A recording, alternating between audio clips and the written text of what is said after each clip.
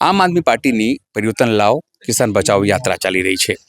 એમાં યાત્રા થોડી પહોંચી એટલે કે રાજકોટ જિલ્લામાં, ત્યારે બ્રિજરાજસિંહ સોલંકીએ વડાપ્રધાન નરેન્દ્ર મોદીના હિન્દુ હોવા ઉપર પણ સવાલ ઊભા કરી દીધા છે। નમસ્કાર, હું છું ચિંતામણી પુત્રનીલ પટેલ। સ્વાગત છે આપનો અમારા વિશેષ કાર્યક્રમમાં। આવો સાંભળીએ બ્રિજરાજ સોલંકીએ વડાપ્રધાન નરેન્દ્ર મોદી ઉપર કેવા પ્રહાર કર્યા હતા।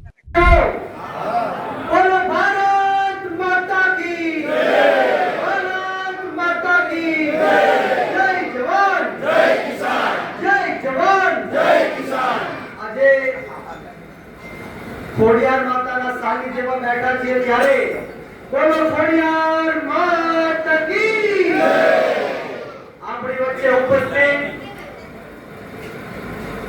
આમ આદમી પાર્ટીના ગુજરાત પ્રદેશ ફ્રન્ટલ અધ્યક્ષ અને જેઓએ ખેડૂતોના હક અધિકાર અને ન્યાય માટે 3 મહિના સુધી જેલવાસ ભોગવ્યો,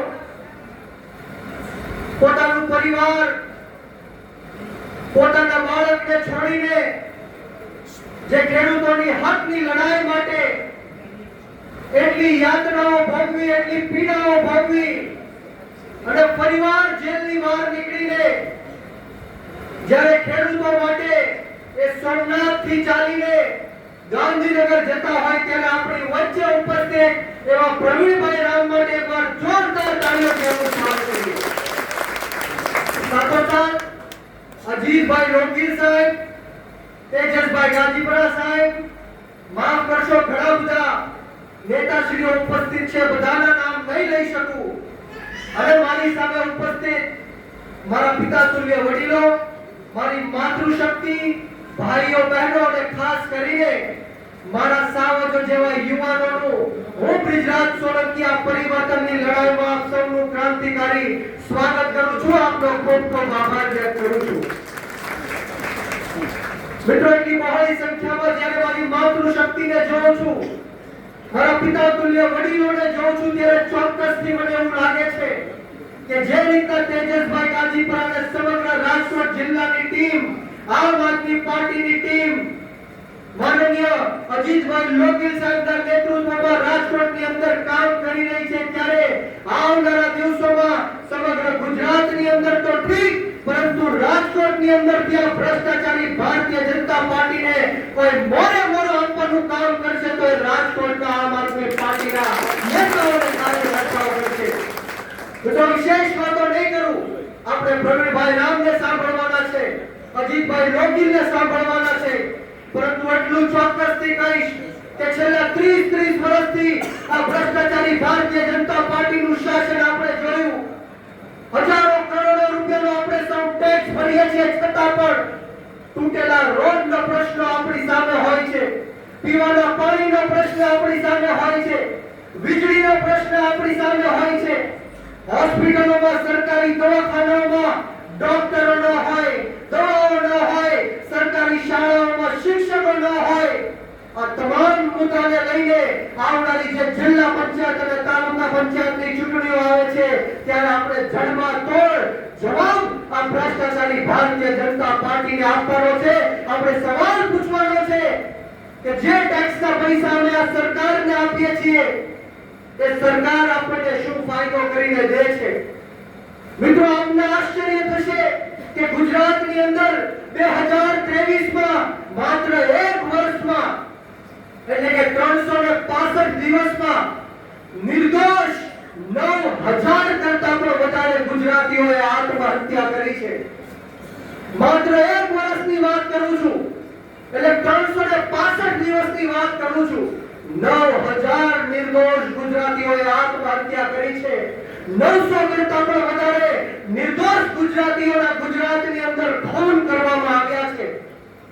2200 કરતા પણ વધારે આપણી બહેનો દીકરીઓના રેપ આ ગુજરાતની અંદર થાય છે। ત્યારે આપ સૌને ગુસ્સો આવે છે કે નથી આવતો?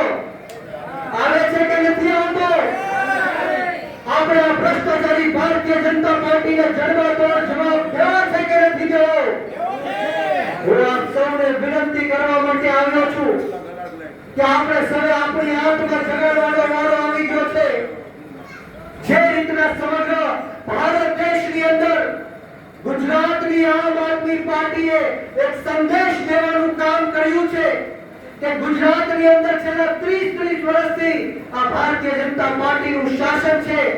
આ ભારતીય જનતા પાર્ટીના દમન ચક્રની વચ્ચે પણ આ ભારતીય જનતા પાર્ટીની તાનાશાહી એટલે હિટલરશાહીની સરકારની વચ્ચે પણ આ ભારતીય જનતા પાર્ટીની ભય ભૂખ અને ભ્રષ્ટાચારના તાંડવની વચ્ચે પણ જો કોઈ એનો જડબાતોડ જવાબ દઈ શકે, જો કોઈ મજબૂતાઈથી આની સામે લડી શકે તો એ માત્ર ને માત્ર આમ આદમી પાર્ટી છે. મિત્રો, એટલે આપ સૌને વિનંતી કરવા માટે આવ્યા છીએ કે આમ આદમી પાર્ટીને આપણે સમર્થન આપવાનું છે. આમ આદમી પાર્ટી એટલે સામાન્ય લોકોની પાર્ટી, તમારી અને મારી જેવા લોકોની પાર્ટી. દિલ્હીની અંદર આમ આદમી પાર્ટીએ જે કામો કર્યા છે એ આપણને સૌને ખબર છે કે જે રીતના આંતરરાષ્ટ્રીય દવાખાના બનાવવાનું કામ હોય, આંતરરાષ્ટ્રીય શાળાઓ બનાવવાનું કામ હોય, મફતમાં વીજળી આપવાનું કામ હોય, આરોગ્યની સુવિધાઓ હોય, મહિલાઓને બસમાં ફ્રી યાત્રા આપવાનું કામ હોય, વડીલોને માતાઓને તીર્થયાત્રાએ લઈ જવાનું કામ હોય, શહીદોને 1 કરોડ રૂપિયાની સન્માન રાશિ આપવાનું કામ હોય કે પછી ખેડૂતોને હેક્ટર દીઠ 50,000 રૂપિયાનું 1 મહિનાની અંદર વળતર આપવાનું કામ હોય અને સાથોસાથ ખેડૂતોની સાથોસાથ ખેત મજૂરોને પણ વળતર આપવાનું કામ જો કોઈ કરતું હોય તો એ આમ આદમી પાર્ટી દિલ્હીની અંદર કરે છે. જે રીતના દિલ્હીની અંદર ષડયંત્ર રૂપી અરવિંદ કેજરીવાલ સાહેબ અને આમ આદમી પાર્ટીને હરાવવાનું કામ આ ભ્રષ્ટાચારી ભારતીય જનતા પાર્ટીએ કર્યું છે એનો પર્દાફાશ 2 દિવસ પહેલા થઈ ગયો છે કે ન્યાયાલયે અરવિંદ કેજરીવાલ સાહેબને અને તમામ નેતાઓને દારૂ ઘોટાળામાં નિર્દોષ સાબિત કરવાનું જે ઐતિહાસિક નિર્ણય આપ્યો છે ત્યારે આપણે સૌએ સમજવાની જરૂર છે કે જ્યારે પણ ચૂંટણીઓ આવે છે ત્યારે આ ભ્રષ્ટાચારી ભારતીય જનતા પાર્ટી આપણને ગુમરાહ કરવા માટે હિન્દુ મુસલમાનની વાત કરે છે. વાત સાચી કે ખોટી? મસ્જિદ અને મંદિરની વાત કરે છે. વાત સાચી કે ખોટી? કબ્રસ્તાન અને સ્મશાનની વાત કરે છે, પાકિસ્તાન અને બાંગ્લાદેશની વાત કરે છે. ત્યારે હું આપ સૌને કહેવા માટે આવ્યો છું કે હું નરેન્દ્ર મોદીને હિન્દુ નથી માનતો. હું નરેન્દ્ર મોદીને હિન્દુ ત્યારે માનીશ જ્યારે આપણી ભારત દેશમાંથી આપણી ગૌ માતાની હત્યાઓ બંધ થશે. વાત સાચી કે ખોટી? આ દેશની અંદર દરેક દિવસે હજારો ગૌ માતાઓનું કતલ કરવાનું કામ જે કંપનીઓ કરે છે એની પાસેથી ચૂંટણી ફંડ લેવાનું કામ આ નરેન્દ્ર મોદી અને ભારતીય જનતા પાર્ટી કરે છે. બોલો, એને મત દેવાય કે ન દેવાય? એટલા માટે આપણે સૌએ આપણી આત્માને જગાડવાની જરૂર છે. વિશેષ વાતો નથી કરતો, પરંતુ અહીંયા અનેક યુવાનો ઉપસ્થિત છે. યુવાનોને હું ખાસ કહેવા માંગીશ કે યુવાનો, આપણા ભારત દેશથી ગુજરાતની રાજનીતિથી દૂર ન ભાગો. સારા અને સાચા લોકોએ આ ગુજરાતની રાજનીતિ છોડી દીધી, મૂકી દીધી. એટલા માટે ખોટા અને ખરાબ લોકોએ આ ગુજરાતની રાજનીતિ ઉપર કબજો કરી લીધો છે. આપણા ગુજરાતની રાજનીતિમાં તમારી અને મારી જેવા યુવાનોએ આવવું પડશે, ખેડૂતોએ આવવું પડશે, મહિલાઓએ આવવું પડશે અને એવા લોકોએ પણ આવવું પડશે જે નાના, દબાયેલા, કચડાયેલા, પછાત, ગરીબ, અશિક્ષિત અને વ્યસનોથી ઘેરાયેલા તમામ સમાજ, જ્ઞાતિ અને ધર્મના લોકોનો અવાજ રોડ રસ્તાથી લઈને વિધાનસભા સુધી બુલંદ કરી શકે. અને એટલા માટે પણ આવવું પડશે કારણ કે આ દેશની અંદર જે પૂંજીપતિઓ માટે અને ઉદ્યોગપતિઓ માટે કાયદા અને કાનૂન બનાવવામાં આવી ગયા છે એના વિરુદ્ધમાં પંજાબની અંદર આ દેશના ખેડૂતોએ, અન્નદાતાઓએ 1 વર્ષ સુધી આંદોલન કર્યું અને 3 કાળા કાયદા ધૂળ ચટાવીને ભાજપ આગળથી પૈસા ખેંચાવડાવ્યા. પરંતુ દુઃખ સાથે કહેવું પડે છે કે આમાંથી 750 ખેડૂતો શહીદ પણ થઈ ગયા. જો મહિલાઓ, જો ખેડૂતો, જો યુવાનો તમે દેશની રાજનીતિમાં નહીં આવે તો આ શહીદોના જીવ જતા કોઈ અટકાવી નથી શકવાનો. એટલા માટે મારે તમને કહેવું છે કે જ્યારે અમિત કેજરીવાલ સાહેબ અને આમ આદમી પાર્ટી મફતમાં વીજળી આપવાની વાત કરે, મફતમાં પાણી આપવાની વાત કરે, મફતમાં શિક્ષણ આપવાની વાત કરે, મફતમાં આરોગ્ય આપવાની વાત કરે, ત્યારે આ ભારતીય જનતા પાર્ટીના લોકો એમ કહે છે કે ફ્રીની રેવડીઓ વેચી રહ્યા છે. અને આજે મારે તમને કહેવું છે કે આ ધારાસભ્યોને ફ્રીમાં વીજળી, સંસદોને ફ્રીમાં વીજળી, મંત્રીઓને ફ્રીમાં વીજળી, મુખ્યમંત્રીને ફ્રીમાં વીજળી અને પ્રધાનમંત્રી તકના લોકોને જો ફ્રીમાં વીજળી મળતી હોય તો આ દેશની જનતાના ટેક્સના પૈસે ફ્રીમાં વીજળી મળવી જોઈએ કે ન મળવી જોઈએ?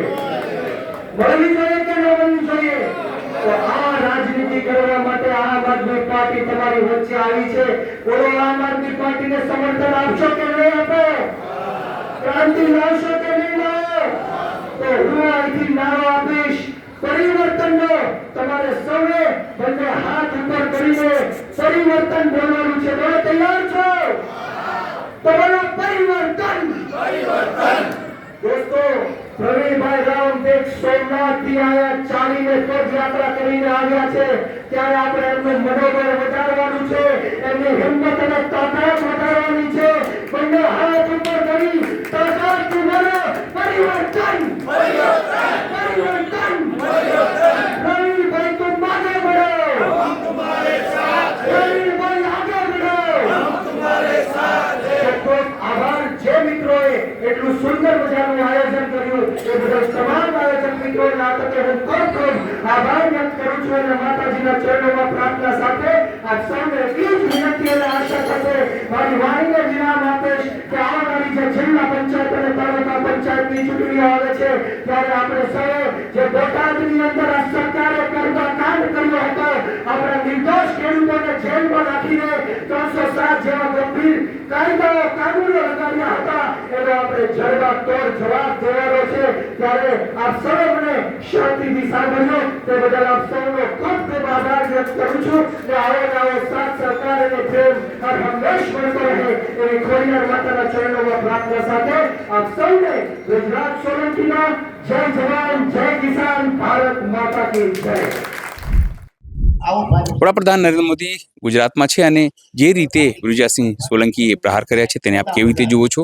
જરૂરથી અમારા કોમેન્ટ બોક્સમાં કોમેન્ટ કરજો. એ સિવાય અમારી યુટ્યુબ ચેનલ લાઈક કરો, સબસ્ક્રાઇબ કરો, બેલ આઇકન દબાવો. સાથે અમારી વેબસાઇટ છે www.gujaratpress.in, ત્યાં પણ જઈને તમે વધુ અપડેટ થઈ શકો છો. અત્યાર માટે બસ આટલું જ. નમસ્કાર.